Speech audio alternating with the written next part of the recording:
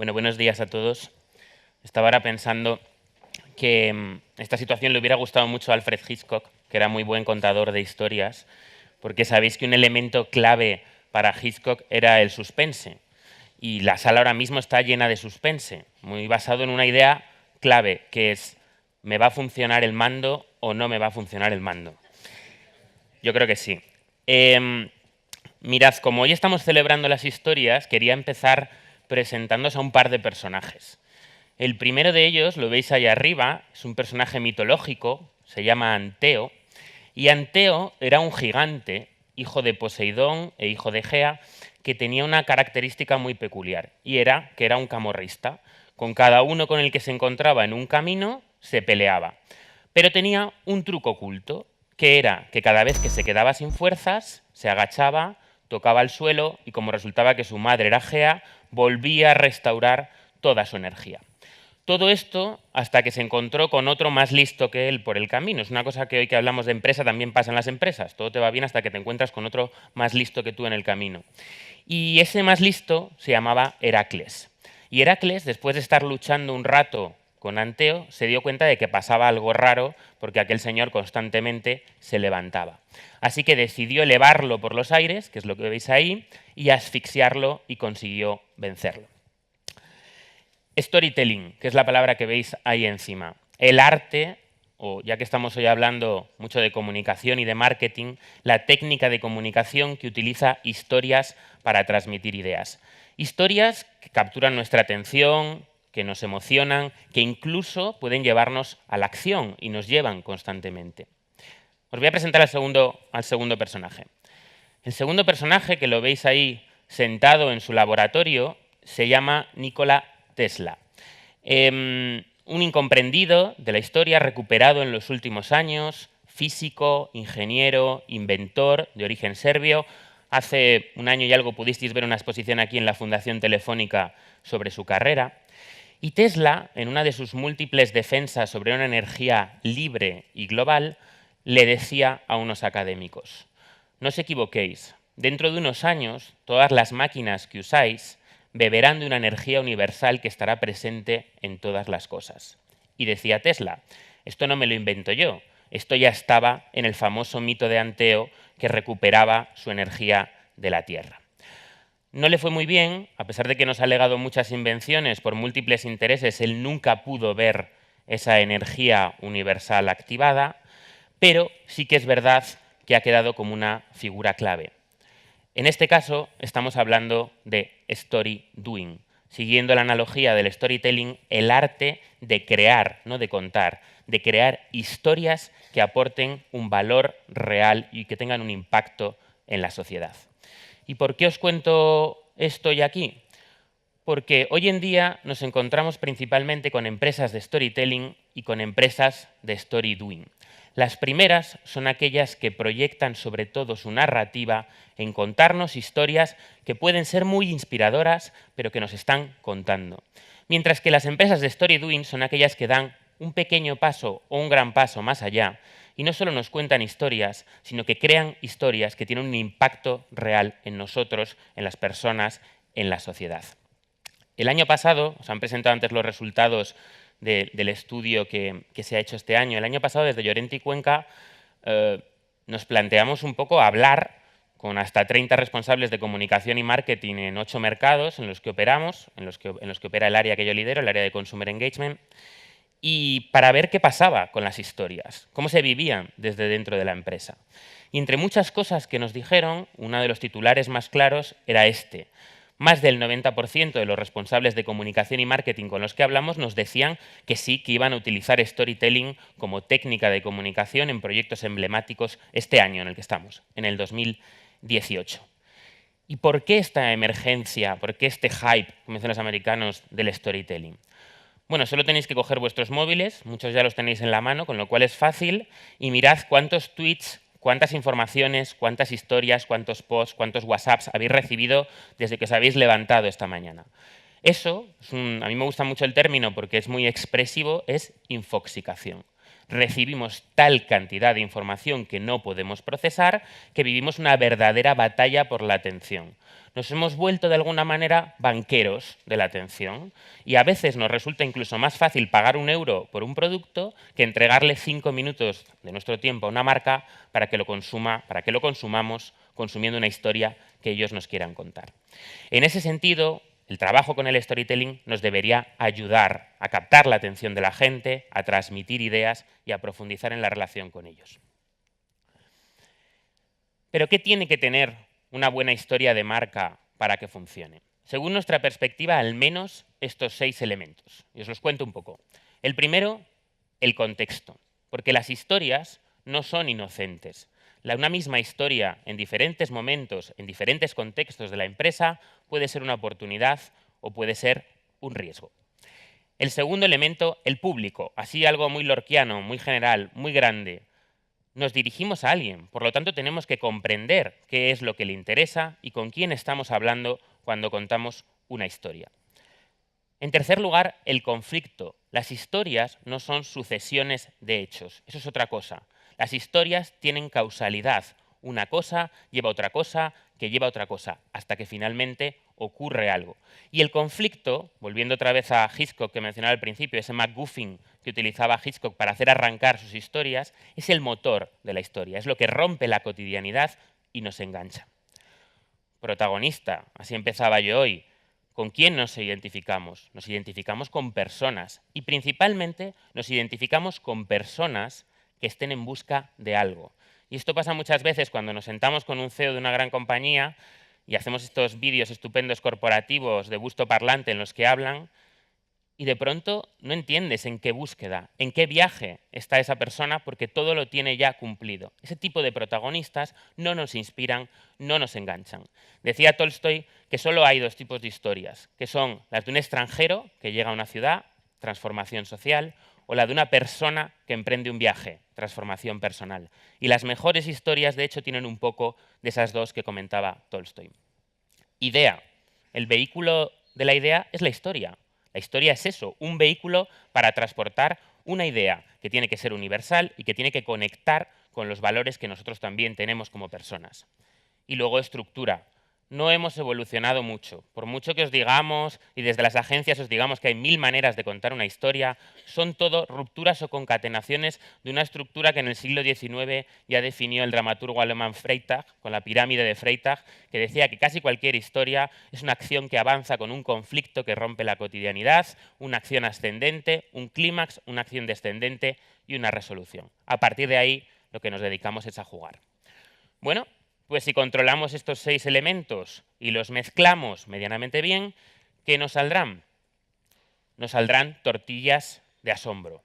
Tortillas de asombro, que es eso que nos pasa cuando de pronto una historia nos cautiva, nos quedamos con los ojos muy abiertos, esto lo hace mucho el cine de Steven Spielberg, y casi que nos quedamos un poco cautivos de lo que nos están contando. Críticos, probablemente, pero cautivos, dentro de esa ilusión que son las historias. Y de nuevo, fácil, ¿no? Mezclamos todo esto, hacemos las tortillas de asombro y ya está, ya lo hemos conseguido. Bueno, pues los números nos dicen otra cosa. Los números, como siempre, nos van un poco a la contra y nos dicen esto, que es tan bonito, que el 74%, perdón, que a los consumidores no les importaría, este dato es internacional, que desaparecieran el 74% de las marcas. El de España ya ni lo pongo porque es el 91% y ¿para qué nos vamos a deprimir la mañana? Oye, pero es que la gente sí está esperando que le contemos historias. Sí quiere que le contemos cosas, que hagamos contenidos. Ahora, lo que hay es una expectativa que estamos defraudando de manera constante porque no le estamos contando las historias que ellos quieren escuchar y con las que realmente se emocionan. Y uno se pregunta, con la de agencias maravillosas que hay de publicidad, con la de creativos maravillosos, con la de consultores de contenidos como nosotros, estupendos, que hacemos todos muy bien nuestro trabajo, ¿de verdad no somos capaces de ser relevantes o de hacer que las marcas sean relevantes construyendo buenas historias? Bueno, lo que ocurre es que el problema normalmente, como casi siempre, está un poco más montaña arriba. Y el problema tiene que ver con una flor muy rara que crece arriba en las montañas que se llama propósito. ¿Y qué es el propósito en las compañías? Es el por qué. El por qué hacen lo que hacen. Y el amigo Simon Sinek ya hace unos años decía que ya no valen los propósitos de que estamos aquí para hacer dinero, para repercutir mucho más beneficios a los accionistas, para que la empresa prospere, etcétera, etcétera. Todo eso está muy bien y se da por sabido. Necesitamos propósitos inspiradores que la gente pueda comprender. Pero sobre todo necesitamos propósitos que se construyan con la gente, no solo para la gente. Oye, de nuevo, fácil, ¿no? Pagamos a unos consultores, a ser posible ya si os ponéis a nosotros, para que os cobren mucho dinero por hacer el propósito y ya lo tenemos, ya somos relevantes. Bueno, pues tampoco, porque lo que suele ocurrir con el propósito, en la mayoría de los casos, es que se queda inactivo. Una manera muy fácil de ver que está inactivo es ver que solo lo encontráis en su página web corporativa, pero que si habláis con uno de los empleados de la compañía no tienen idea de cuál es el propósito de esa compañía, cuando deberían ser los primeros en los que ese propósito bajara acciones. Por lo tanto, ¿qué nos queda? Activar el propósito. ¿Y cómo se hace eso? Pues hay un sitio donde esta flor del propósito crece especialmente bien. Y ese sitio se llama el territorio. Tiene nombre de sitio, con lo cual todo bien, porque lo entendemos, pero no es un sitio. ¿Qué son los territorios? Son masas de conversación estructuradas. Son grandes conversaciones que hay en la sociedad que por volumen, por persistencia, han cogido estructura y tienen líderes de opinión, y tienen agenda, y tienen contenidos, y la gente vive experiencias y las comenta en ellos. Os pongo ejemplos. Son la sostenibilidad, son el cine, son el deporte, son el emprendimiento. Hay muchos. Bueno, pues cojamos el propósito y lo pegamos al territorio. Pero ¿cómo hacemos eso? ¿Cómo hacemos que esa flor funcione? Mediante una herramienta que es una herramienta de storytelling que se llama relato. El relato es la perspectiva de la marca sobre el territorio.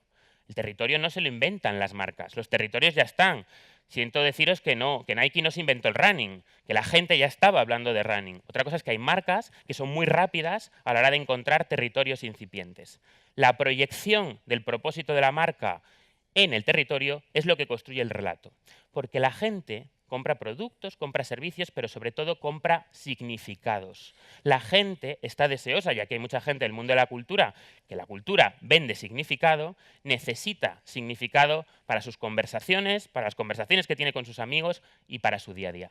El relato es eso. Y también es una herramienta muy útil de comunicación, porque una de las reglas básicas de la comunicación es pocas cosas, muchas veces. El relato agrupa, no es que haga muchas cosas en seguridad vial, no es que haga muchas cosas en el arte, no es que haga muchas cosas en el emprendimiento, es que tenga una perspectiva específica que aporta valor a la gente que ya está hablando del arte, que ya está hablando de la cultura.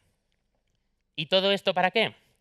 Como siempre, para las personas, para las conversaciones que tengan las personas. Y las personas nos hemos cansado ya un poco de que nos pongan en cajoncitos y de que nos digan que yo soy hombre, varón, entre 20 y 30, sí, ya quisiera, entre 30 y 40 años, nacido en León y que vive en Madrid y que estudió periodismo. ¿Pero esto es relevante? ¿Es lo más relevante que podemos saber de alguien? Yo os digo que no. Lo más relevante es las conversaciones que tienen las personas con grupos de interés para ellos que hablan de las mismas cosas. Y eso son las comunidades. Nos lo ha enseñado lo digital. Y una misma persona pertenece a muchas comunidades y puede ser runner, y puede ser foodie, y puede gustarle Juego de Tronos, y puede encantarle el cine y la literatura escandinava. Lo que nos interesa es saber cuáles son esas comunidades y por lo tanto encontrar insights a los que nosotros le podamos dar un valor. Así que al final, bueno, es largo pero no es tan complicado, es encontremos, trabajemos, activemos, si ya lo tenemos, un buen propósito, un buen porqué que sea inclusivo. ¿Cómo lo activamos? En territorios mediante relatos, no uno, sino los que necesitemos según el ámbito de negocio que tiene una empresa. Equilibremos bien el storytelling y el story doing, porque si contamos muchas historias, pero creamos pocas historias, estaremos generando una sensación de overpromise o de greenwashing. Si estamos, por otro lado, creando muchas historias interesantes, pero no las contamos de manera inspiradora, estaremos perdiendo la oportunidad de la conexión. Y todo ello no para crear contenidos. Seguro que os acordáis de este meme intoxicante que hemos visto por todos los lados de content is king. Pues yo no lo creo. No creo que el contenido sea el rey. La reina es la conversación, los contenidos son excusas de conversación. Y al final lo más importante que le puede pasar a una compañía desde una perspectiva de storytelling y de story doing es que la gente la recomiende, es que la gente se vuelva fan, es que la gente acepte el valor que está aportando la compañía y no que le está interrumpiendo en su consumo habitual de contenidos o en su experiencia habitual en el deporte que le gusta hacer. Y como de poco vale todo esto si no vemos ejemplos, os voy a contar 3. El primero, voy a pasar de puntillas porque está aquí Susana de Aquarius, que os lo va a contar mucho mejor que yo, pero es un proyecto en el que hemos tenido la suerte y el que estamos muy orgullosos de participar. Las becas Nos morimos por vivir de Aquarius, en las que la marca proyecta un espíritu de vitalidad que lleva dentro. ¿Y cómo lo hace? Pues hacia unas comunidades muy específicas a las que no tanta gente ni tantas marcas estaban mirando, como son la de los emprendedores senior. Parece que el emprendimiento es una cosa solo de los jóvenes, las startups. Pues no, resulta que hay mucha gente mayor de 60 años que tiene un proyecto de emprendimiento de toda su vida y nadie le estaba haciendo ni caso. Bueno, pues Aquarius ha desarrollado este proyecto de Story Doing para aportarle valor a esas personas, a esas comunidades, impulsando sus proyectos. Me voy a otro lado. Red Bull, que estuvo el año pasado en el foro, y yo compartí mesa con él, con Víctor. Red Bull tiene este espíritu de dar alas a las personas y a las ideas.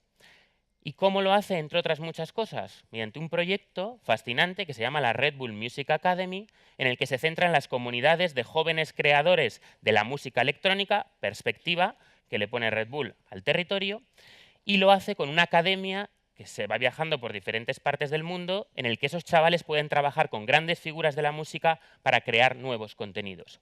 Aportación de valor directa y, por supuesto, múltiples historias que se desarrollan allí dentro. Y a veces el story doing baja incluso, y mucho más, a la experiencia de producto y a la experiencia de compra. Seguro que conocéis Lush, tenéis aquí en Fuencarral esta compañía inglesa de los jabones, que todo el mundo cuando viene de turismo se va a Lush a comprar jabones.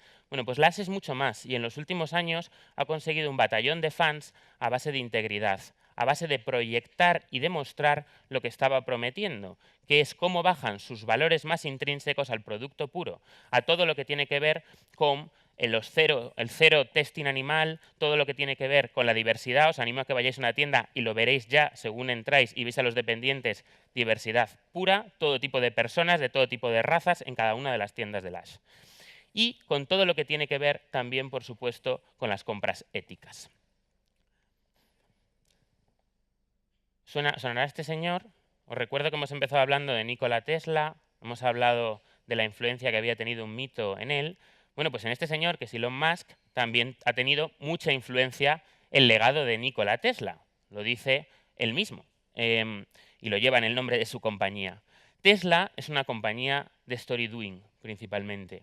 Es una compañía que, expresado como misión, hace unos años nos decía algo tan sencillo como esto. Nuestra misión es acelerar la transición del mundo al transporte sostenible.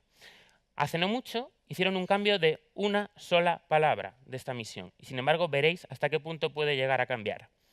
La nueva misión de Tesla es acelerar la transición del mundo a una energía sostenible, mucho más cercano todavía a ese legado de Nikola Tesla que estaba en el origen. Total, que en los próximos años vais a ver cada vez a más compañías emprender este viaje del storytelling al story doing. Y más que un viaje es una batalla por la relevancia, lo veíamos al principio, por no volverse irrelevantes en un contexto cada vez más saturado. Y vamos a ver cada vez a más marcas, y lo estamos viendo, apostar por proyectos de valor para las comunidades, con muchos objetivos. Uno, por supuesto, vender, pero 2 previos, que para mí son más importantes. El engagement con esas personas y con esas comunidades y, sobre todo, la recomendación. Muchas gracias.